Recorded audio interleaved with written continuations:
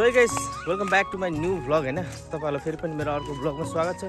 र आज चाहिँ म बगानमा छु, हाम्रो टी गार्डनमा। र हाम्रो टी गार्डन धेरै नै राम्रो छ मलाई चाहिँ लाग्छ।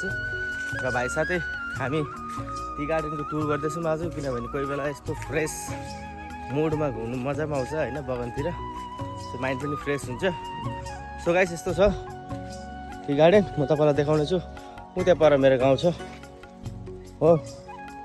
सो गाइस हेर्दै गर्नु होला, यहाँबाट देखिन्छ अब तपाईँले टोटल हाम्रो गाउँ।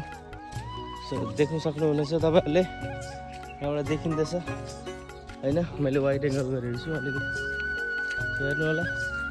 यो हाम्रो गाउँ र सारा उता भुटान छ, जो कि अहिले कुहिरो लागेको छ। धेरै राम्रो छ।